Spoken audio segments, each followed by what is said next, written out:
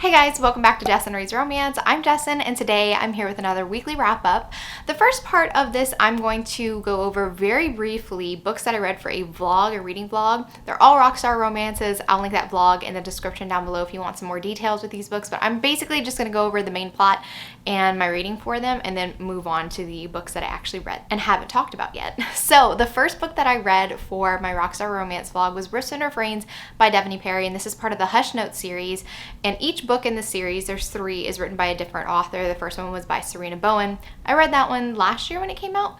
So I wanted to do Riffs and Refrains. It's a female drummer, second chance romance. She returns to her hometown to find her high school sweetheart, and there's lots of angst and drama, and I really loved it. So I gave that book 4.5 stars. Next, I picked up Taut Strings by Gabrielle Sands. This is a debut novel. She only has 2 novels out right now, and it's a reverse harem Rockstar romance. I did not pick it up knowing that it was reverse harem. Not until I downloaded it on my Kindle did I realize that. And honestly, it's one of my favorite reverse harems that I've read, especially contemporary, because my other favorite reverse harem is The Lady of Rooksgrave Manor, and that is paranormal. It's a monster reverse harem romance, which was phenomenal.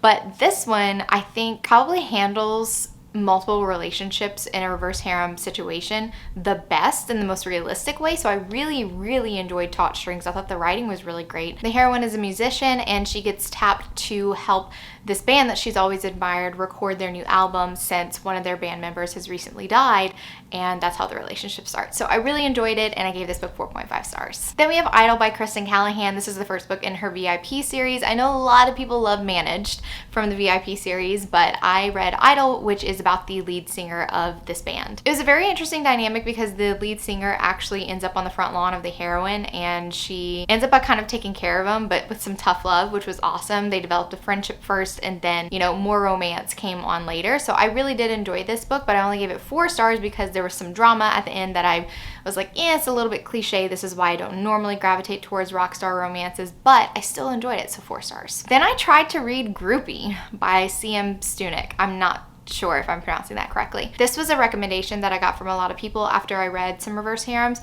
and I just couldn't get into the writing style. The writing style was really a turnoff for me. I barely got in. Maybe 4 chapters, I think. And I share in the vlog examples of like what was bothering me. It's little things, but in 4 chapters, if there was that many things that were bothering me, I don't think I would have enjoyed the book. So I just decided to put it aside because that vlog was taking forever for me to film now that I'm so busy. So DNF for that one. I don't know if I'll go back to this particular book or maybe try another book from the same author. I'm not sure. Then I read Muses and Melodies by Rebecca Yarros. Again, this is the 3rd book in the Hush Notes series. I've never read anything by Rebecca Yarros before, and I was excited to get the story of Nixon because in the previous book there was a hint that he was struggling with addiction, and I think that Rebecca Yarros wrote these 2 characters so well. Nixon has just gotten back from rehab and his manager has put a babysitter on him, the assistant to the manager. So the heroine has to make sure that Nixon doesn't fall off the wagon. Nixon doesn't appreciate being babysat, and I just thought that the dynamic between these 2 really played out so well. Another thing that I really like about this series is that for a lot of the book, they get away from the spotlight, which I like. I think it's more conducive to a realistic relationship, not being in the spotlight with all the paparazzi, the tabloids, the ex-girlfriends, the party and the drugs, whatever.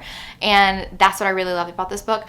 I gave this book 5 stars. It was my favorite book out of this reading vlog, and I will definitely be reading more Rebecca Yarros in the future. Then I had a little trouble with audio for the original book that I picked, and I decided to completely switch it out for Always You by Roxy Noir. And the reason why I picked this one is because I knew it was a best friends to lovers romance, and I was just in the mood for some friends to lovers romance. So both of these characters are in the same band.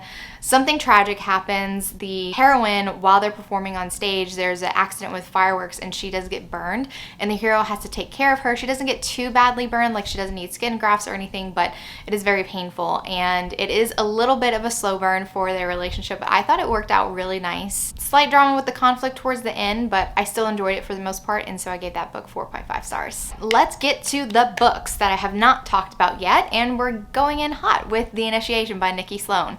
I've heard a lot about this series, not like specific details, just in general, that people either love or hate The Initiation and the series as a whole or whatever. And Jen has been trying to get me to read this series for forever, and the book, I forgot what it's called, the new release, The Temptation. The Temptation is coming out in October, and there was a cover reveal and everybody was like, oh, so excited for it. So anyway, I was like, oh, now's the time to start this series. So I went into the initiation knowing that there was something that happened toward the end that a lot of people were put off by, and if you still enjoyed the book after reading that scene, then you should be good for the rest of the series. So I had an interesting experience with my read of the initiation and the obsession. The setup is kind of one of the setups that I don't particularly enjoy reading anymore, which is the children of very wealthy individuals and the machinations of the parents just being like doing a lot of rich people things, weird cultish like rich people things, but kind of dark romance definitely. But I think just the environment of like entitled billionaire people, very evil, swarmy people. It's just not my total vibe, but I'm not gonna lie, I was hooked almost from the beginning because I really like the way that Nikki Sloan presented the character of Maris, because she and her sister are from a very affluent family. They're on the way to a party, but they're very different in personality. Maris is more of an introvert and she dyes her hair green. She loves Greek mythology. She likes to read, and her sister Emily is more of the socialite, but they actually have a good relationship, which I appreciate, because I hate whenever sisters just don't like each other because it's like, ooh, you're so weird. Anyway, they go to this party for this guy named Royce. He's recently like graduated college, and his family is one of like the biggest families in this community of wealthy people. You don't fuck with the Hales because they will fuck you right back. Our heroine decides to go find a quiet place. She finds a library, and lo and behold, Royce is there. And they have this interaction that's pretty interesting. I could tell immediately that Royce was attracted to her. She obviously wasn't picking up on those vibes because Royce is supposed to be marrying her sister Emily in a weird arranged marriage situation that rich people do. I like the chemistry between these two in the library, in that scene.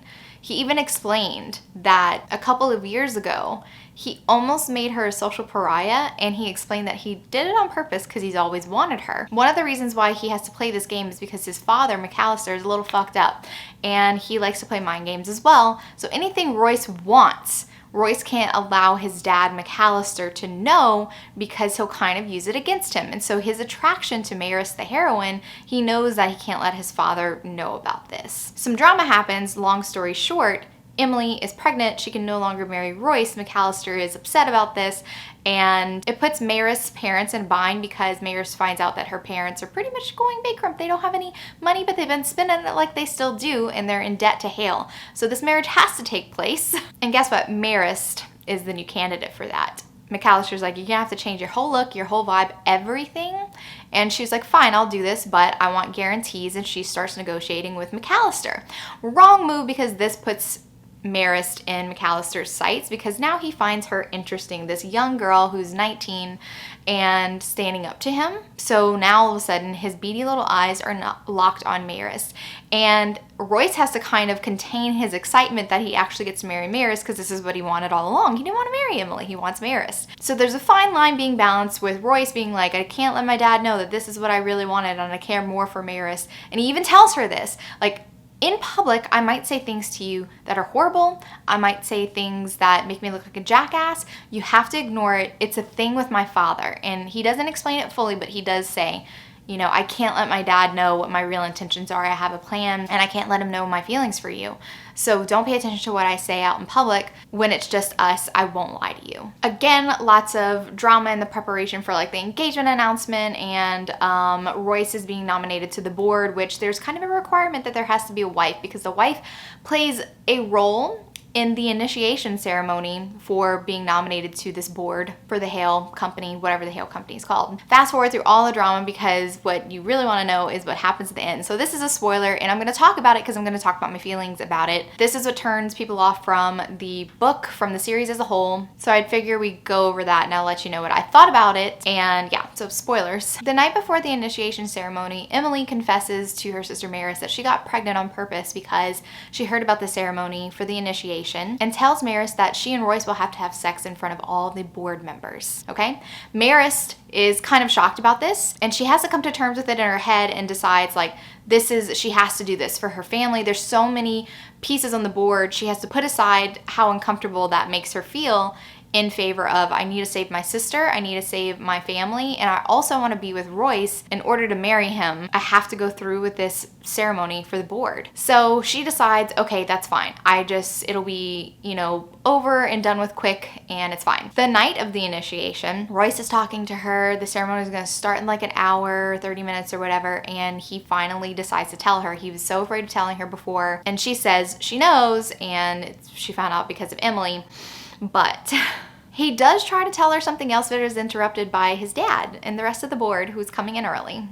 So I knew it was going to be more than just that, by just him trying to tell her something else.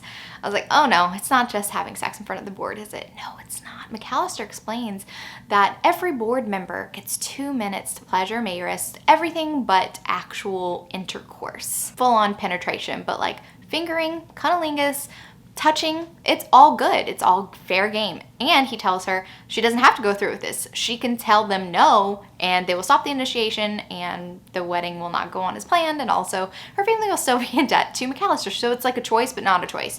She could have said no, but she decides to power through it. She's going to focus on Royce the entire time and try to block it out. It's only going to be 2 minutes per board member, so not even 30 minutes total, I believe. It is gross. These are parents of people that she graduated with, Also, McAllister's on the board. This is her future father-in-law, and I knew this is what McAllister was looking forward to. Royce negotiates with his dad that he's going to stand in as proxy because of yada, yada, yada, and so McAllister does not get to touch Mayrist, and I knew that was going to be a big conflict with it. I was like, oh my God, McAllister's not gonna like this, that he has been denied touching this girl that he is very intrigued by. The initiation goes on as planned. She survives the initiation. She knows that Royce has a plan to basically oust his father from the company, but he cannot tell Mayrist. He cannot tell Mayrist because McAllister is so manipulative and he wants to kind of protect her. So I was intrigued by this. I was like, that is horrible. I know that we needed this scene because it's preparation for McAllister and what his motivations are going to be in the next one. So I immediately started The Obsession. And these actually aren't very long books because I had insomnia this night. I had read about 40% in the initiation,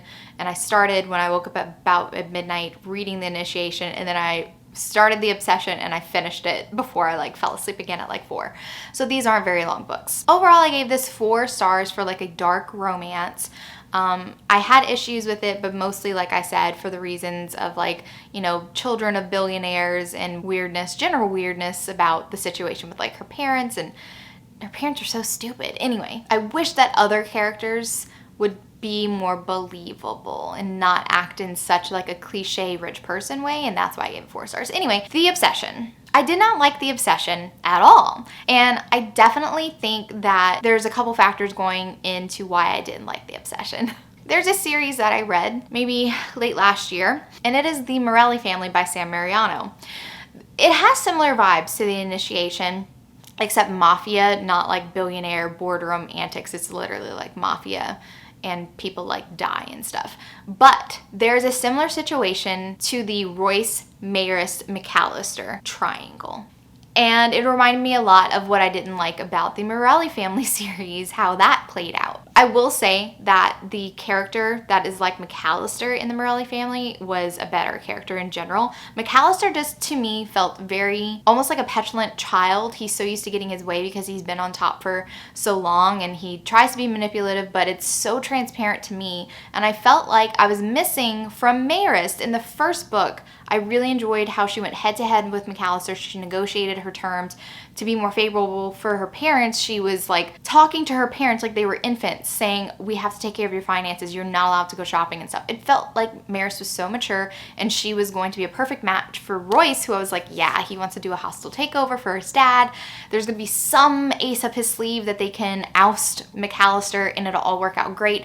And Mayrist is going to play a role. She's going to help him. I felt like Mayrist lost all that backbone in The Obsession. She goes head to head with McAllister, and he wins almost every single time. He outmaneuvers her. There's very weird vibes going on with them, and I knew from the initiation that McAllister has a thing for Mayrist. He wants her. He wants to fuck her, okay? But what I did not appreciate was the feelings that Mayrist was feeling towards McAllister, and she let it go too far. She let it go too far, I'm sorry. She started having feelings for him, accepted a vibrator present from McAllister, and the second time that she used it, because he could control it, he calls her. Before he even gifted it to her the first time, said like, I'm gonna make you call out my name.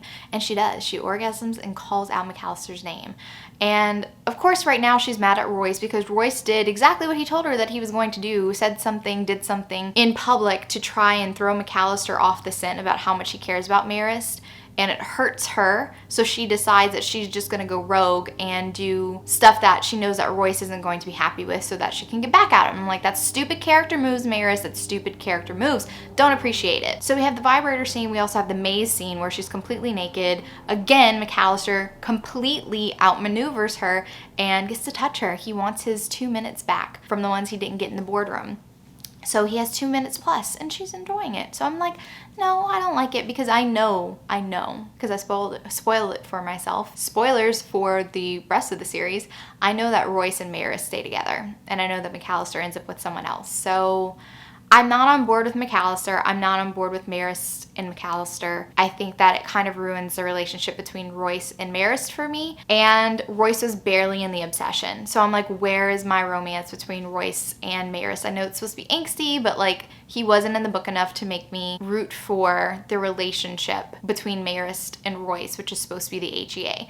I don't want to read the next book. I'm over it, kind of, because now I've lost respect for the heroine. And I love redeeming a villain. I love that trope, but I can't get over the creepy factor from McAllister and Marist. I didn't like the way that it played out in the Morelli family. I didn't like who they ended up with in the mind games and all the twists and turns. And so I was just like, I don't want to put myself through that again. So I'm going to stop the series right here. Maybe in the future I'll feel like picking it up, but definitely not anytime soon. I can't see myself continuing with the series anytime soon. It's just not for me. So The Obsession gets 3 stars from me. If I was in a less generous mood, probably 2.5 stars because I was angry after I read this book, but I don't know. I don't know why it's 3 stars. It's 3 stars. It's fine. Next, I listened to Feral Sins by Suzanne Wright, and this is a book that we're going to review on the podcast. I had not read it before I put it on the podcast. This was a recommendation from Jen. I'm feeling in a very shifter mood because it's starting to be fall. We just had our first cool front this morning, which was amazing while I was walking Ollie. It felt so great. So I wanted that. I didn't have time to vet it before I actually announced the episodes, but I kind of trusted Jen's recommendation. I listened to this on audio and I thought it was really fun. So the heroine, Taryn, is a latent alpha female, which means that she is an alpha female, but she cannot shift forms into her wolf form. So she's kind of viewed in the community, especially her pack where her father is an asshole, as somebody who is disabled, really. She does have healing ability. And the first chapter is Taryn has been kidnapped. She wakes up in this cave system and she's like, what the hell's going on? She's been kidnapped by the Phoenix Pack and Trey, their alpha, who has an infamous reputation of being absolutely vicious and feral. Like anybody who challenges him, Trey just tears him apart. And he, when he was 14, even challenged his own father and got kicked out of the pack. So he is a very powerful alpha. The reason why they kidnapped Marist is because this guy named Roscoe, who's been sniffing around Taryn, trying to mate with her. Trey and Roscoe are out for each other, and so Trey decided the best way to get to Roscoe is to kidnap Taryn, who is potentially his future mate. Roscoe even marked Taryn, which is like not a thing that you do unless you're like actually mates, and Taryn doesn't even want this. So she decides to make a deal with Trey that she's going to stay here because she knows that she's going to be run over by Roscoe, who basically has the approval of her father to mate with Taryn against her will, and she wants protection from that. She'll help Trey get what he wants, and when it's all over, she'll find another pack. She has like an uncle in a separate pack or whatever. So they're going to pretend that they're actual mates, and this is a fake one true mate trope.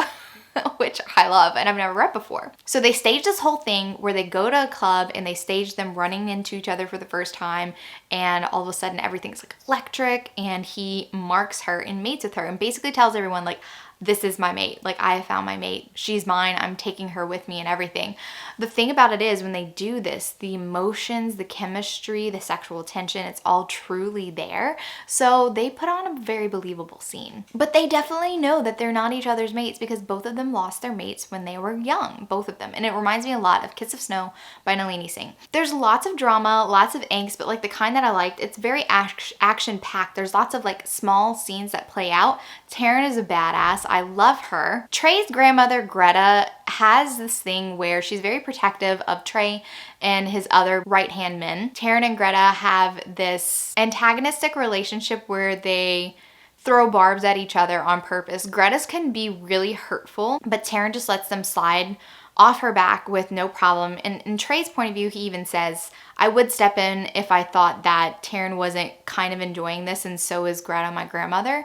So I didn't mind it. I thought that it was fun. I love the way that this played out. I enjoyed this book immensely, and immediately after reading Feral Sins, I downloaded the rest of the series from KU, and it also comes with audio from KU. I gave Feral Sins 5 stars. It was a very good time. So it's really no surprise that I jumped into Wicked Cravings, which is about Dante, and I thought that this relationship was very interesting as well. So Jamie is a submissive female that used to follow Dante around when they were kids, and Dante's about like 4 years older than Jamie was. And everyone liked to tease Dante about how Jamie would follow him around and moon over him. And now they're adults. Dante hasn't seen Jamie for years because he separated with Trey and to form the Phoenix Pack. And even though his friends like to tease him like, oh, Jamie's here now, Jamie's part of the Phoenix Pack and that's your one true mate or whatever, and he's like, guys, stop it, she's not, or whatever. But one day Jamie doesn't give him the time of day, and Dante notices, and he's like, wait, what's happening? What's happening? And she is showing him that she's moving on. She's going on dates with somebody else, and he's getting ultra possessive of her, being like, who is this guy? He's a human though. You can't really have a long-term relationship with a human, so why even bother? Like don't go around him anymore. And she is secretly an alpha female. She's gone through a trauma when she was younger, and it caused her wolf to basically have PTSD. She's afraid to let her wolf out. So it's easier to just cage her wolf inside, act like she's still a submissive wolf, because she is kind of a ticking time bomb. She doesn't want Trey to know because Trey's mother went feral and he had to kill his own mother. So this would definitely remind Trey of that situation, and she might get kicked out, and she doesn't want her brother to get kicked out of the Phoenix Pack, so she's just trying to do this for his own good. I love the way that this romance started developing, but there were a few things that kind of bothered me later on in the book. Also, what worked for me in Feral Sins with Greta and Taryn's relationship, it felt like Greta and Taryn's relationship, but Greta also treats Jamie the same way that she treats Taryn, and she goes way overboard with the stuff that she was telling to Jamie. She fat shames Jamie because Jamie used to be a little bit plumper whenever she was a child. And I know that this book was written in like the early 2010s, and authors weren't as conscious with, you know, body positivity and stuff, but it like was extremely hurtful, and nobody's telling Greta to be like, oh, excuse me, lay off. It didn't feel like the same situation as it was with Trey not intervening because he knows that Taryn can handle herself. Another thing I didn't love is that Jamie's responses to Greta matched Taryn's responses to Greta almost exactly. I felt like there was no nuance between personalities between Jamie and Taryn in these situations. Jamie was like busting Greta's balls right back, except for one thing that Greta kept saying about her wolf needing to be put down because she's vicious, she's feral, she's gonna kill everybody, and she's as good as dead anyway, so just kill her now, she needs to be put down. And I was like, that is very harsh, Greta, and I didn't like the way that Greta was talking to Jamie. So if this continues to be a shtick, which I think it might in certain books, I don't like Greta's character for that. I wish she would have calmed down, or somebody would just tell her like, you need to pull back. I wish that her and Taryn's relationship would have softened her a little bit. She could still be surly, but I don't know. It was just too much. And then there was just general denial with Jamie and Dante that didn't quite work as well for me, so I only gave this book 4 stars. Next, I read Sinner by Sierra Simone, and I wanted to pick up Sinner before Saint came out. I know that you don't have to read Sinner to enjoy Saint, but I heard so many people say that Sinner was even better than Priest, and I was like, I love Priest. I don't even know what people are talking about. I don't know how it can top that. Guess what? I was wrong. It did. Sinner is now my favorite book by Sierra Simone because this book is just so freaking hot. I listened to it on audio. It was amazing. So Sean is this big businessman. He has big dreams. He works with some schmarmy people and he knows it, but he just wants to be the man on top with a lot of money and all that jazz. He goes to an event where he's like a donor and he sees this woman outside, knows that she is a lot younger than the girls that he normally goes after. and he can't resist her. So he approaches her and they have a very hot exchange. Later on, when his company kind of has to deal with the fallout from some optics where they're trying to acquire this building, which is actually used by nuns to help the needy, and they need public opinion to be in their favor, like they need to move the nuns out of this area. He has a point of contact. Guess who it ends up by being? It ends up by being the same girl that he met at the party. Not only is she a postulate, I think that's what it's called. Look, I grew up Catholic. I'm not a practicing Catholic. I haven't been for over a decade, a long time, okay? So I can't remember that, but she is preparing to go through these steps that it takes to become a nun. And apparently they really have like, steps are you sure? Steps are you sure? Steps are you sure? Like they really put you through it, make sure that this is what you want to do before you even start that type of thing. So she's not actually a nun. She just wants to be a nun. So it's not as taboo as priest, because priest is an actual priest and one of his parishioners. But the other factor is that this girl who's all grown up, is his best friend's little sister that he hasn't seen in years, Zenny. He's attracted to his best friend's little sister. He told her dirty things and he's kind of freaking out about it. I love the way that their relationship plays out. I love the way that Zinni basically approaches Sean for a teach me trope where she's like, they're very concerned about how young I am, about how little I've experienced in life. They want me to make sure that this is exactly what I want to be doing. So I've decided to proposition you, show me what I would be missing sexually before I go through the steps to become a nun. And it reminded me of Mark and Lexi from Grey's Anatomy. There is a moment where she like gets him in his hotel room and basically starts stripping, saying, teach me. I loved it. And I love the way that Zinni and Sean's relationship plays out. It is perfection. I love everything about this book. It made me cry. It made me sigh. It made me really emotional, actually. I love Sinner. It was a 5-star read for me. I think everybody should read it. It's just so good. If you're comfortable, but everybody. Next, I reread Lord of Scoundrels by Loretta Chase for the Rake Appreciation Society, which the review is postponed because Crystal was sick, but honestly, that was the best thing for me because I was listening on high speed to Lord of Scoundrels, but I kept having to pause and slow it down on my certain favorite parts, so it was actually taking me a lot longer to reread it than I initially thought it would because I thought that I could speed reread it. I've read this book a bunch of times, but no, it's that good that I had to slow it down to enjoy everything about it, basically. It's still a 5-star read. Jessica is still one of my favorite heroines ever in historical romance. Dane is just the type of broody, hurt hero that I love to read about in historical romance. I like an asshole hero in historical romance, and I'm not going to apologize for that. So yeah, all the people who don't like Dane, I don't care. I love him. And finally, I read 12 Nights as His Mistress by Elisa Braden. This is book 6 in the Rescued from Ruin series. It's only a novella, and I really enjoyed the relationship between Charles and Julia because you can kind of see it playing in the background of books 4 and 5. But Elisa Braden's really good at recapping anything that happened in their relationship prior to like present day in the book. So every single one of her books reads very well as a standalone, I think. And again, this is only a novella. I will say that this has lots of angst because these two started having feelings for each other while Julia was married to her first husband. Nothing happened, but they both know that they were attracted to each other during this time. She feels extreme guilt about it. So she is now a widow. She's 30 years old. She's barren, and Charles has never been married and he's 40. So she knows that a relationship between them is impossible anyway. Again, she's feeling extreme guilt for the way that she felt about Charles while her husband was in the next room. It was a tea pouring scene. Who knew pouring tea could be so sexy and sexually charged? Elisa Braden, damn, that was hot, okay?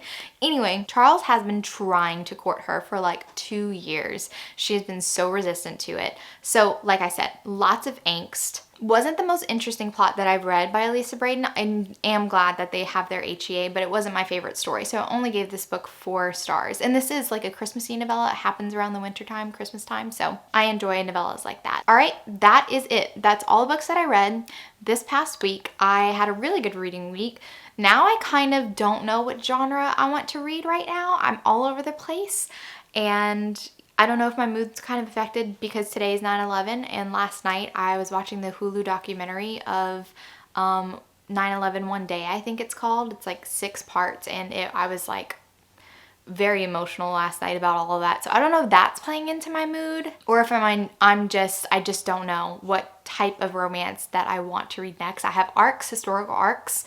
I have monster romances, sci-fi romances, dark romances, mafia, cutesy. I don't know. I have no idea what I want. Might do a spinner wheel. That's what Jen suggested. And I'll just see how I'm feeling. Anyway, I hope that you enjoyed today's video. If you did, give it a big thumbs up. And if you're not already subscribed to my channel, make sure you subscribe to get notified in any future videos that I do. Thank you so much for watching. And remember, life's better with a little HEA. Bye, guys.